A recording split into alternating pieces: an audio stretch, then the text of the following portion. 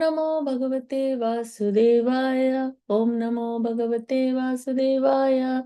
नारायणं नमस्कृत्य नरं चैव नरोत्तमं देवीं सरस्वतीं व्यासं ततो जयं मुदीरयेत्।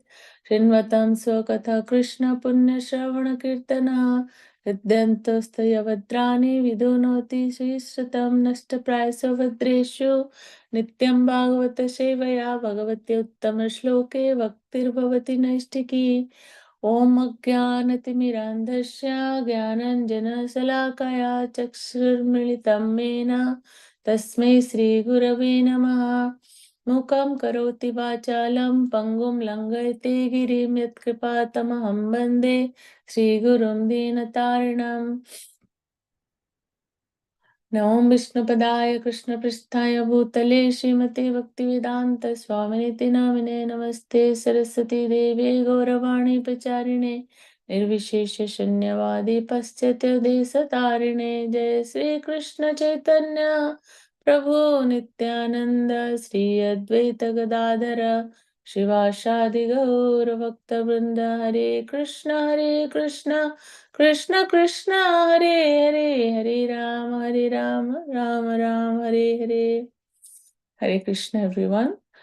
So today I'll summarize the chapter 12 of Canto 4. Seeking blessings from all the assembled Vaishnavas, and thank you for giving me the opportunity to purify myself to read Srimad Bhagavatam. So this chapter 12 of fourth canto, that is Dhruva Maharaj goes back to Godhead. The entire chapter has around 52 verses. I'll try to summarize the entire chapter. So Dhruva Maharaj completely gave up the killing activity of Yakshas and his anger was subsided. Kuvera, the most blessed master of the treasury, appeared before him and said that he is very pleased with Dhruva Maharaj. So in the third verse, it's mentioned that eternal time, which is one of the features of the Lord, is ultimately responsible for annihilation and degeneration. So Dhruva Maharaj's brother and Yakshas are killed in due course of time by the laws of nature. In the fourth verse, the living entities, in the fourth verse, it is mentioned that the living entities are part and parcel of the Supreme Lord. When they work together for the Lord, there is no distinction as like I and you. Since the Lord is absolute, the services are also absolute. Even though one jiva is working one way and the other jiva is working another way, since the purpose is the Supreme Personality of Godhead, they are all one. However, this is not to be confused with the statement by the Mayavadi philosopher that everything is one. Real knowledge is that, like it's mentioned, hand is hand, leg is leg, body is body, and yet all together they are one. As soon as the living entity thinks that he is independent, his conditional material existence begins. One has to be in Krishna consciousness, which is his original position. Then he can be freed from material bondage. Verse 5 and 6, it's mentioned the absolute truth has form, and yet he is all pervading. Nothing is independent of him. The living entities are the marginal energy of the supreme form. As such, they are not different from the supreme form, but at the same time, they are not equal to the supreme form. So in devotional service, there are three things like servant, service, and the served. The Supreme Personality of Godhead is served. The mode of activities to please Him is called service, and one who renders a service is called the servant. Like a tree has a form, and when water is poured on the root of the tree and other forms, like the leaves, flowers, and fruits, are automatically watered. Similarly, worshipping the Supreme Lord Krishna satisfies the demigods. They don't need individual worship. Material energy acts in the three modes of material qualities, which produce the action and reaction of material existence. Those who are not devotees become involved in such activities, whereas devotees who are dovetailed their activities with the Supreme Personality of Godhead are freed from such action and reaction of the material energy. So the Lord is therefore described herewith as Vavachidam, one who can give deliverance from the entanglement of material existence. No one but the Supreme Lord can help the living entity be delivered from the entanglement of this material world. So, verse 7 to 9 is about benediction. Of all the Chaturvargas, the benediction of liberation is considered to be the highest of in this material world. To be enabled to cross over material nescience is known as the highest Purusartha or benediction for the human being. But Dhruva Maharaj wanted a benediction which surpasses even the highest Purusartha, liberation. He wanted the benediction that he might constantly remember the lotus feet of the Lord. This stage of life is called Panchama Purusartha. A devotee can ask benediction from demigod if that is something helpful for advancing in Krishna consciousness. Srila Bilvamangal Thakur stated, therefore, that for persons who engage in the devotional service of the Lord, all the material benedictions wait like maid servants. So it was well known to Kuvera that Dhruva Maharaj will not ask for anything other than to remember the lotus feet of the Supreme Lord constantly. Dhruva Maharaj was also a Mahabhagavat or a first class pure devotee, and his intelligence was very great. Mahamati, unless one is very intelligent, one cannot take to devotional service or Krishna consciousness. In verse 10, it is mentioned that in Kali Yuga, almost all forms of sacrifice are not at all possible. So, any householder, regardless of his position, can perform this Sankirtan Yajna without expenditure. So, the most important thing in Kali Yuga you have to do is the Sankirtan Yajna. Like all the family members can sit down together and simply clap their hands and chant the Hare Krishna Maha Mantra. Somehow or other, everyone can manage to perform such a yajna and distribute prasad to the people in general.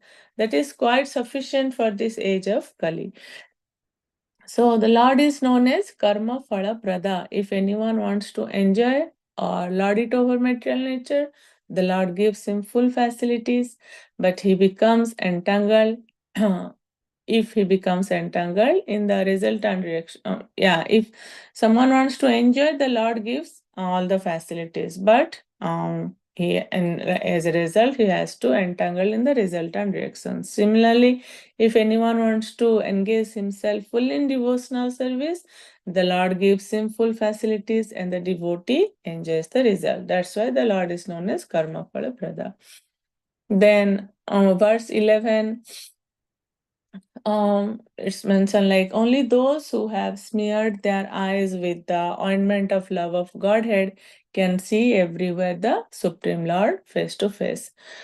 Premanjana Charita Bhakti Vilochanena. So, and then verse 12 to 15, it's mentioned that Dhruva Maharaj was ruling during the Satya Yuga and he ruled over the planet for 36,000 years. He was a saintly king and the citizens thought of Dhruva Maharaj as their father. So we cannot compare the modern day rulers with Dhruva Maharaj. Dhruva Maharaj was fully self-controlled.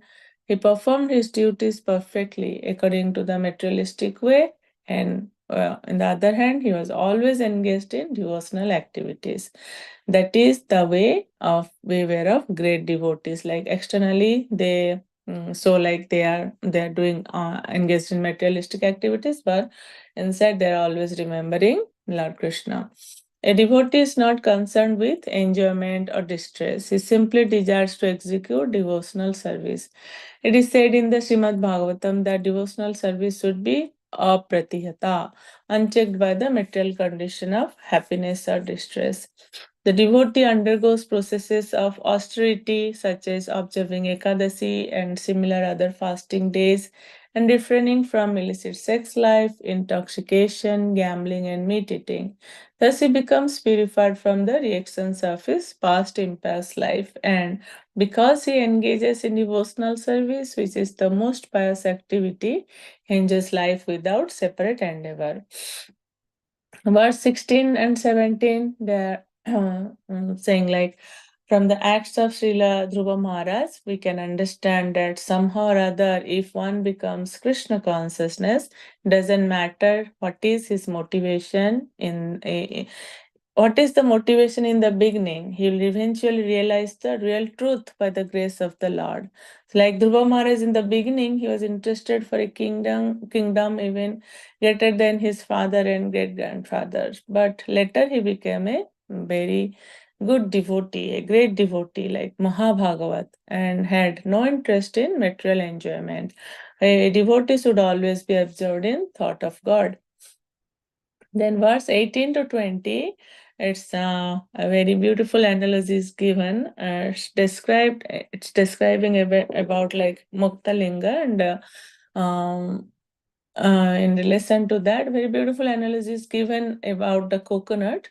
When the coconut becomes completely dry, the coconut pulp within the coconut shell separates from the bondage of the cell and the outer covering. Similarly, when one is fully absorbed in devotional service, is completely disconnected from the two material coverings, the subtle and gross bodies. This is known as Muktalinga. Dhruva Maharaj actually attained this stage of life by constantly discharging devotional service. As soon as the symptoms of his liberation were manifest, he saw a very beautiful airplane coming down from the sky, as if the brilliant full moon were coming down, illuminating all the 10 directions. Dhruva Maharaj saw two very beautiful associates of Lord Vishnu in the plane. They had 4 hands and a blackish bodily luster. They were very youthful, and their eyes were just like reddish lotus flowers. They held clubs in their hands, and they were dressed in very attractive garments with helmets and were decorated with necklaces, bracelets, and earrings. When Dhruva Maharaj saw the Vishnu Dutta in verse 21, it is mentioned, when he saw the Vishnu Duttas, two Vishnu Duttas came like Nanda and Sunanda, and Dhruva Maharaj was kind puzzled, and he like forgot how to receive them in a proper way. So he simply offered obeisances with folded hands and chanted and glorified the holy names of the Lord. It is mentioned that a devotee, therefore, either in danger or in happiness, constantly chants the Hare Krishna Maha Mantra. When he is in danger, he is immediately relieved, and when he is in a position to see the Lord, or is associated directly by chanting this Maha Mantra, so he can please the Lord. This is the absolute nature of Maha Mantra. Then in verse 22, it's mentioned like the human form of life is a chance to be trained to be agreeable to the orders of the Supreme Lord. One who becomes a surrendered soul and agrees to the order of the Supreme Lord can easily overcome those stringent laws of material nature. The example is Dhruva Maharaj. Simply by becoming agreeable to the orders of the Supreme Personality of Godhead and by developing love of Godhead, Dhruva Maharaj got a chance to personally meet the confidential servants of Lord Vishnu face to face. What was possible for Dhruva Maharaj is possible for everyone. So Srila Prabhupada is giving here assurance that what is possible for Dhruva Maharaj is possible for everyone. Anyone who is very seriously engaged in devotional service can obtain in due course of time the same perfection of the human form of life.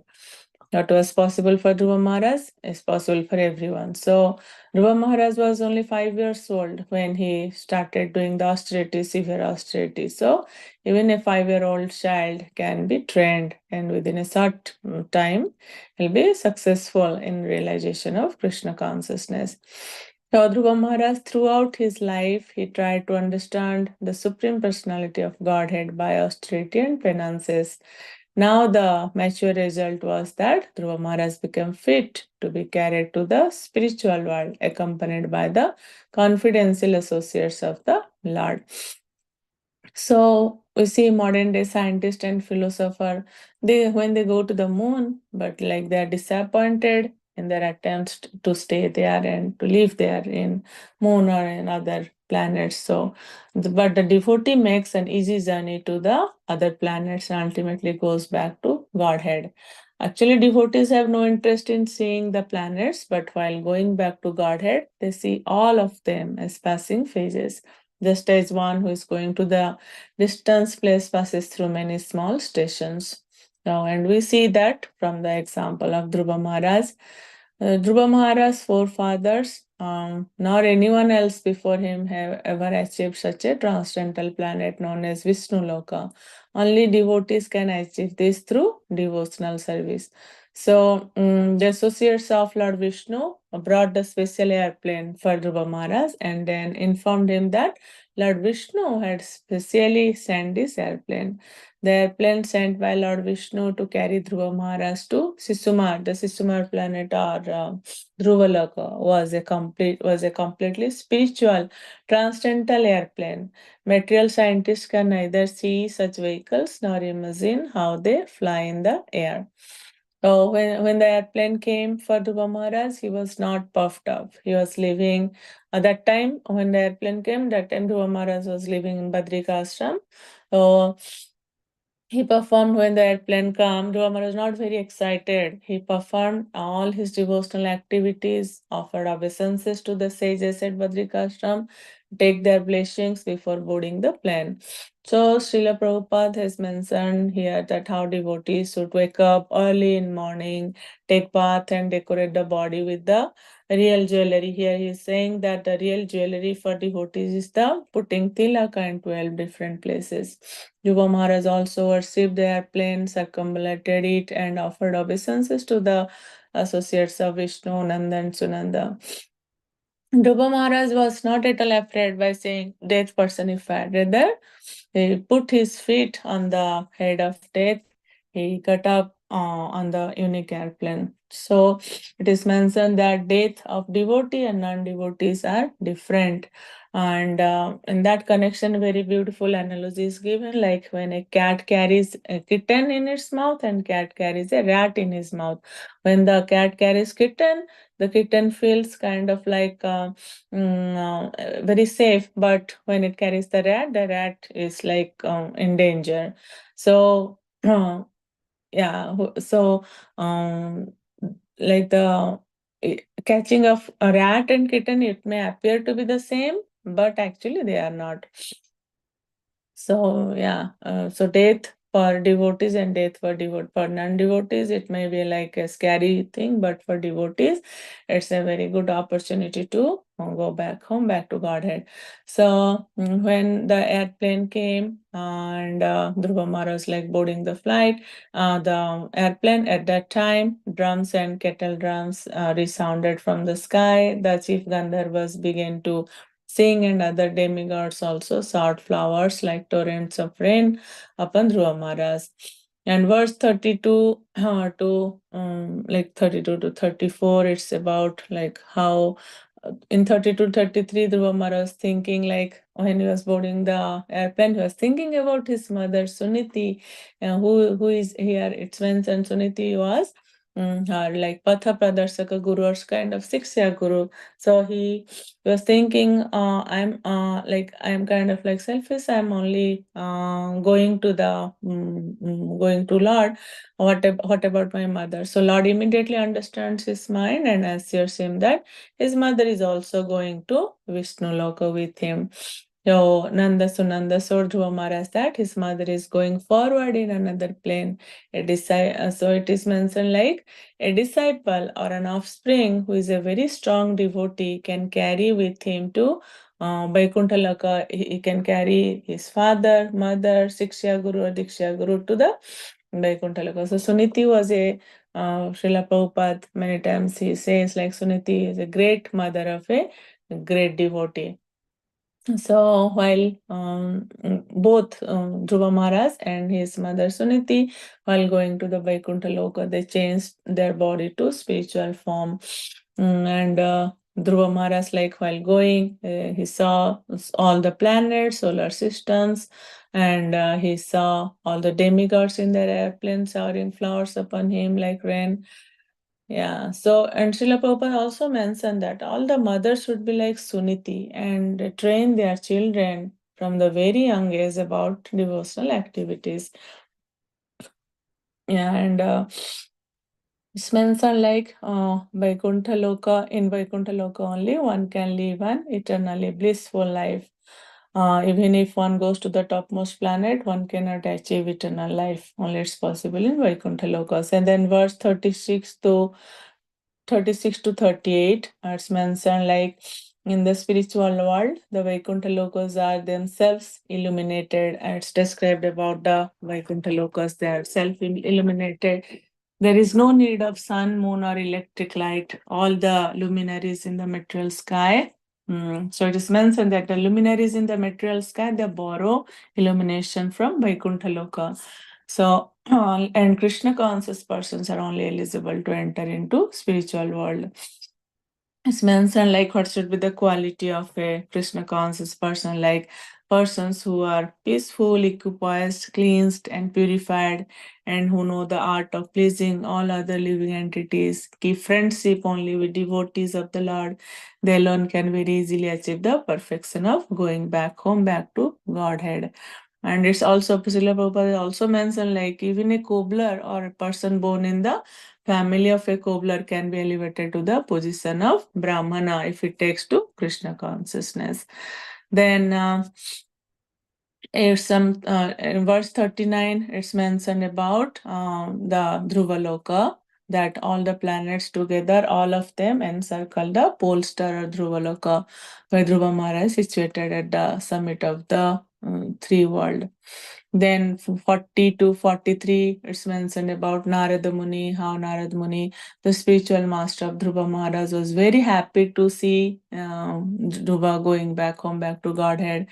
And he's like describing all the things to Prachitas that Dhruva Maharaj has achieved this position only because of the devotional service.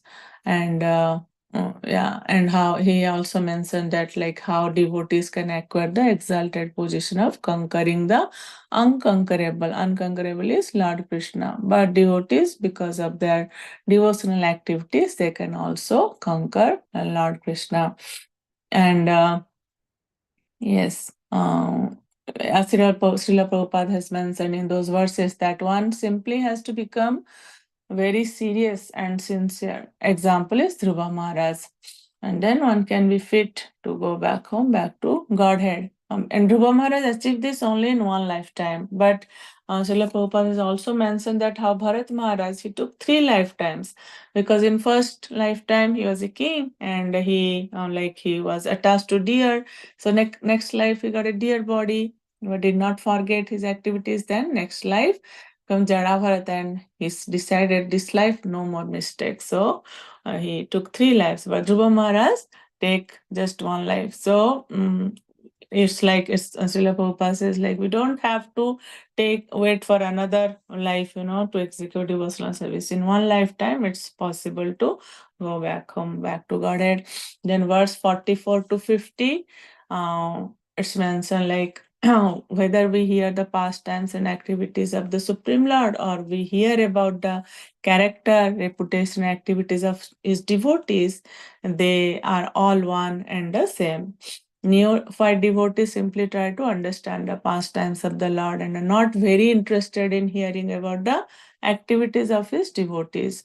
Devotees, it's mentioned like sometimes I have seen even many people, they try to skip purports in Srimad Bhagavatam. They just go on reading translation. So devotees should not try to avoid even a single word in Srimad Bhagavatam. If one simply reads over and over again about Dhruva Maharaj by hearing and reading this chapter, one can attain the highest perfection in life in any way he desires.